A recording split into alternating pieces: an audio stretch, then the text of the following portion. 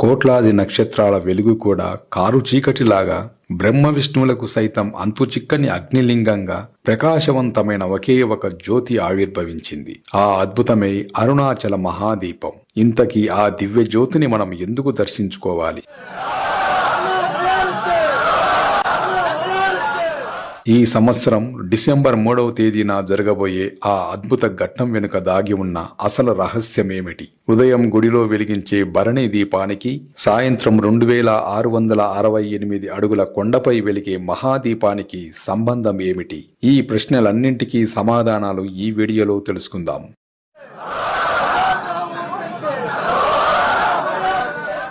పంచభూత క్షేత్రాలలో అగ్నిస్వరూపమైన అరుణాచలంలో జరిగే ఈ మహావేడుక గురించి ప్రతి ఒక్కరూ తెలుసుకోవలసిన విషయాలను ఇప్పుడు వివరంగా చూద్దాం.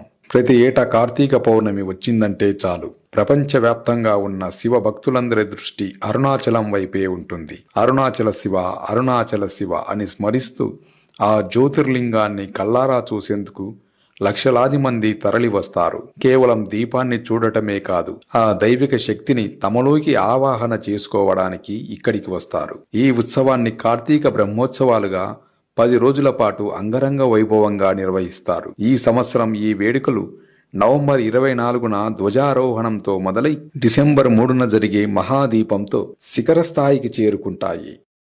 అసలు ఈ మహాదీపం వెనుక ఉన్న కథ ఏమిటి? పురాణాల ప్రకారం ఒకప్పుడు బ్రహ్మ విష్ణువుల మధ్య తమలో ఎవరు గొప్ప అనే అహంకారం తలెత్తింది.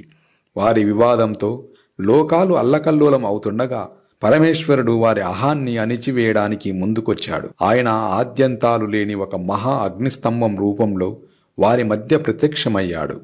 మీలో ఎవరు ఈ జ్యోతి యొక్క అగ్రభాగాన్ని లేదా మూల భాగాన్ని కనుగొంటారో వారే గొప్ప అని శివుడు ప్రకటించాడు. విష్ణువు వరాహ రూపంలో మూలాన్ని వెతకడానికి పాతాళానికి వెళ్ళగా, బ్రహ్మ అంశ రూపంలో శిఖరాన్ని చూడటానికి ఆకాశానికి ఎగిరిపోయాడు. యుగాలు గడిచినా ఆ లింగం అంతు చిక్కక విష్ణు తన ఓటమిని అంగీకరించి వెనుదిరిగాడు.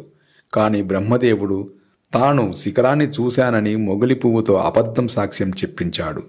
సర్వజ్ఞుడైన శివుడు బ్రహ్మ అసత్యాన్ని గ్రహించి భూలోకంలో పూజలుండవని శపించాడు. నిజాయితీగా నిలిచిన విష్ణువును తనతో సమానంగా పూజలందుకుంటావని దీవించాడు. అలా శివుడు తేజోలింగంగా ఆవిర్భవించిన పవిత్ర క్షేత్రమే అరుణాచలం. ఈ కథ మన అందరికీ తెలిసిందే. ఈ సంఘటనకు ప్రతీకగా ప్రతి ఏటా పౌర్ణమి నాడు ఈ గిరిపై మహాదీపం వెలిగిస్తారు.